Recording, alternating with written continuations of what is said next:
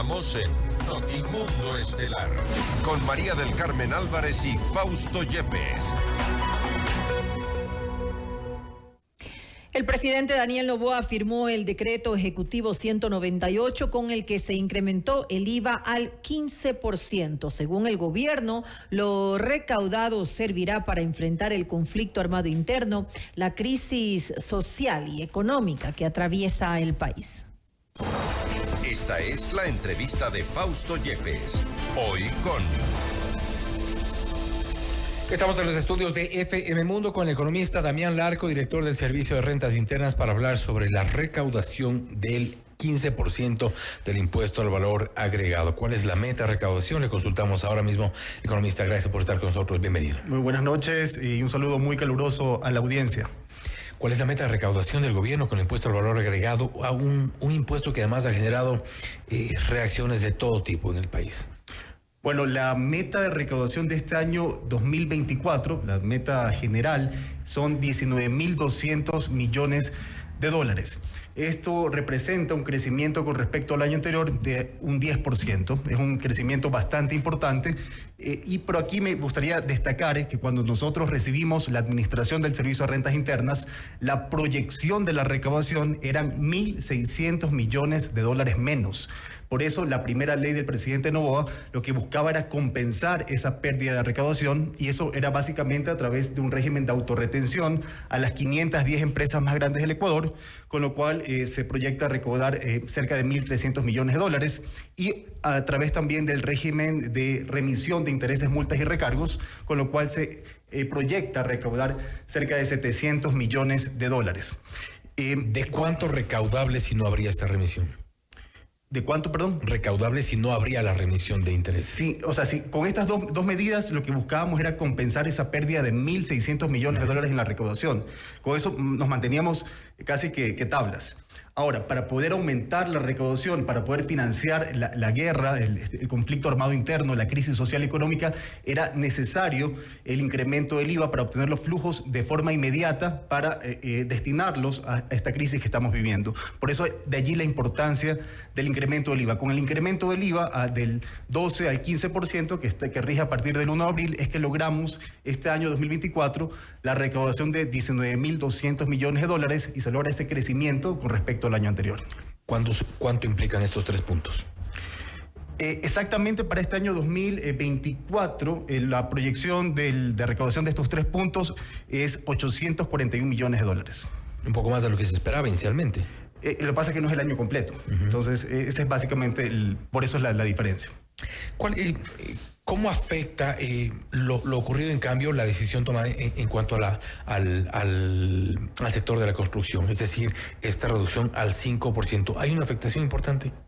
Bueno, eso tiene un poco también que está en línea con el incremento del IVA, ¿no? Del 12 al 15%. Y lo primero que me gustaría destacar es que esta medida no tiene un impacto significativo en la población de menos recursos. ¿Por qué? Porque los bienes y servicios que están grabados con tarifa 0% permanecen con tarifa 0%, y esto es el 90% de los alimentos, el 73% de los productos de la canasta básica familiar. El problema es que los productos, los alimentos se transportan en vehículos, siguen una cadena, incluso de intermediación en algunos casos, que lamentablemente sí grava ese 15%, y el efecto no ha sido necesariamente el mantener los precios tal y como estaban antes. Efectivamente, y se ha comprobado en algunos productos un ligero incremento a pretexto del 15% del IVA. Bueno, en el caso del transporte, por ejemplo, el transporte de pasajeros y de carga a escala nacional no paga IVA. Las gasolinas sí graban IVA. Entonces sí existe un incremento en los insumos, pero el efecto de ese incremento en los insumos no debería tener un impacto significativo ya en el producto final que se Pero había incremento de precios, y eso han reportado en los mercados, muchas veces puede ser también parte de cierta especulación, un poco en función. Tiene que ver mucho con la especulación. ¿Cómo van a controlar ustedes eso? ¿Cómo van a evitar que esto no signifique un real impacto en las compras, en el día a día. Bueno, la economía se tiende a regularse sola, ¿no? La economía no va a aguantar ese incremento indiscriminado de los precios, así que se tiende económicamente a que se autorregule estos precios. Lo que nosotros como Servicio de Rentas Internas sí estamos haciendo es un control a través de nuestros fedatarios que se han activado a nivel nacional, es comprobar que los comerciantes, los establecimientos estén emitiendo la factura y que estén con el porcentaje de IVA adecuado, que es el 15% actualmente. Eso lo estamos haciendo y el control de precios ya le corresponde a las intendencias. La devolución del impuesto al valor agregado. Hay también preocupación por la dinámica y cómo va a ser el mecanismo de devolución del impuesto al valor agregado, principalmente para personas de la tercera edad en general. Y esto me refiero concretamente porque hay un mecanismo para hacerlo efectivo ahora. Bueno, actualmente hay dos mecanismos para la devolución del IVA a la tercera edad y discapacitados. Una forma es hacerlo vía automática y otras vía de solicitud de devolución al Servicio de Rentas Internas. Esta devolución automática se le da básicamente un PIN a la persona de tercera edad o el discapacitado, y ellos van directamente al establecimiento y con ese PIN automáticamente no les cobran el IVA.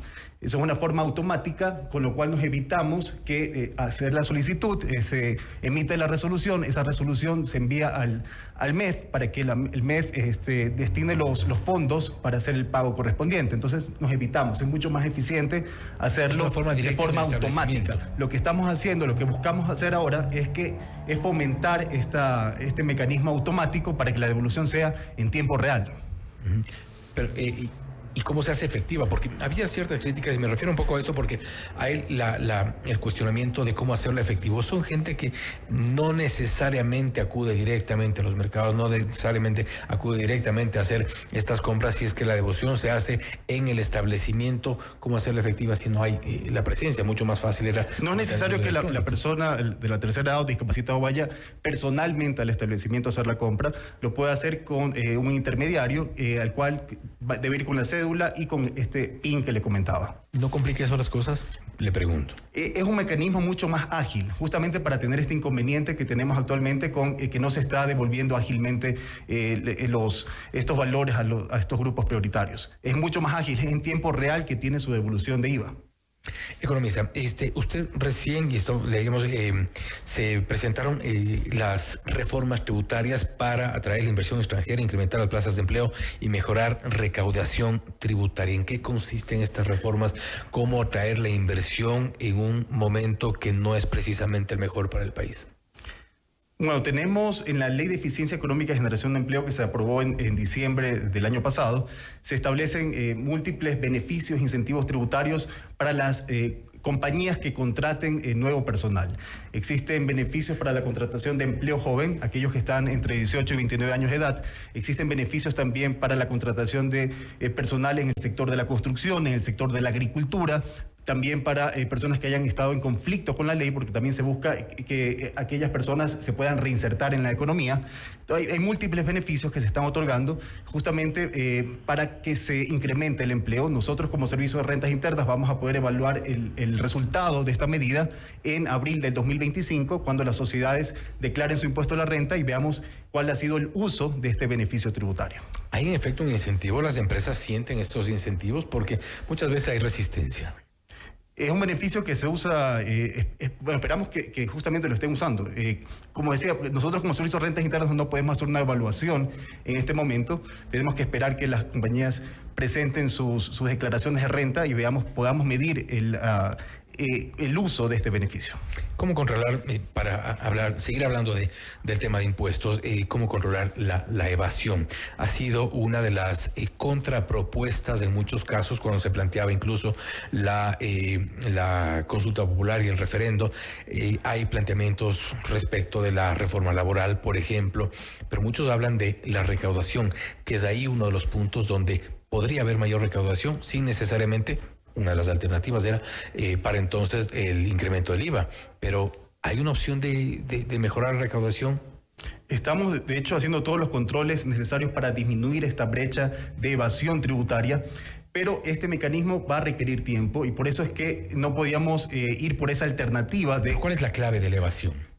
El tema de la evasión es que aquí en Ecuador hay mucha informalidad. Por eso nosotros en el SRI también hemos emprendido una campaña denominada Yo sí facturo, porque hay esta viveza criolla, ¿no? Ahora que se incrementó el IVA, muchos comerciantes dicen con o sin factura, y eso no es lo adecuado. Todos, en todos los casos se debe Todos los emitir la establecimientos le factura. preguntan con o sin factura. Eso es lo que debemos controlar, por eso tenemos activados los fedatarios a nivel nacional para justamente controlar este tipo de evasión, que no se emitan los comprobantes de venta. Allí hay un tema de evasión, hay evasión a nivel internacional, hay evasión a través del contrabando, que es algo muy importante que está afectando a la economía de forma significativa. Ahí existe también la minería ilegal. Existen muchos aspectos que están relacionados con la defraudación tributaria y la evasión fiscal. ¿Contrabando principalmente de qué productos? Por ejemplo, el sector tabacalero. La industria tabacalera en el país se ha visto totalmente... Hay mucho contrabando, mercadería que viene de China, que no paga impuestos, y están matando, aniquilando la industria que sí está formalizada. Y esto se ve en muchas otras industrias. Y es algo que, por ejemplo, tenemos... O sea, un poco cómo lo vamos a atacar. Justamente nosotros hemos creado la unidad entre el Servicio de Rentas Internas, el SENAE, la UAFE, el Ministerio del Interior, el Ministerio de Gobierno, justamente para identificar estas defraudaciones tributarias, los delitos financieros, estos delitos de cuello blanco, el contrabando, y de forma coordinada, articulada entre estas instituciones, poder combatir este mal que está afectando a la sociedad.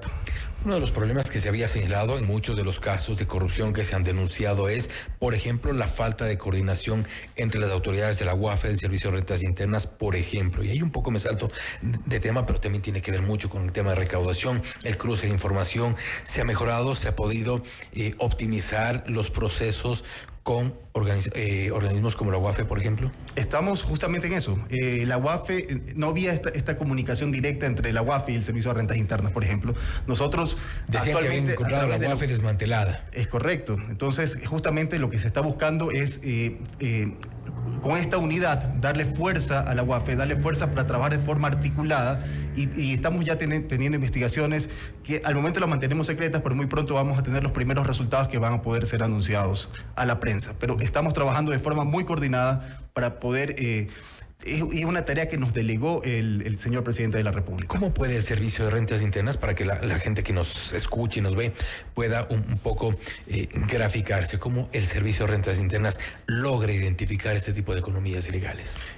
Bueno, aquí recordemos que la defraudación tributaria precede al lavado de activos. Entonces, muchas veces en las auditorías que se realizan en el Servicio de Rentas Internas se detectan indicios de lavado de activos. Entonces, esos indicios son comunicados a la UAFE para que ellos continúen con la investigación y poder, pues, ya si se requiere hacer controles mucho más específicos, incluso interviene el Ministerio del Interior. Importante información. Economista Larco, gracias por haber estado con nosotros. Vamos a estar igual pendientes. Creo que la meta de recaudación es importante, pero también creo que es importante poder lograr controlar, ojalá eliminar, eso es bastante complicado, la evasión tributaria, que es uno de los mayores problemas del país, ¿no? Es correcto. Solo recordarle a la ciudadanía que en el gobierno del presidente Noboa estamos en el mes de la cultura tributaria, y cada dólar de impuesto pagado es un dólar invertido en la seguridad de las familias ecuatorianas, la educación de nuestros hijos, la salud. De allí la importancia de sensibilizar a la ciudadanía sobre el pago de sus impuestos. Que se cobre a todos, sobre todo. Economista Larco, nuevamente gracias por haber estado con nosotros. Ha sido el economista Damián Larco, director del Servicio de Rentas Internas, hablando sobre la recaudación del impuesto al valor agregado. Hay una meta de 19.200 millones de dólares de recaudación para este 2024. Hay algunas otras metas. También está como parte de los propósitos la reforma tributaria para atraer inversión. No obstante, hay también algunos temas pendientes respecto del control de la evasión tributaria, otro de los pendientes en nuestro país. Esto es Notimundo Estelar, siempre bien informados. Noticias, entrevistas.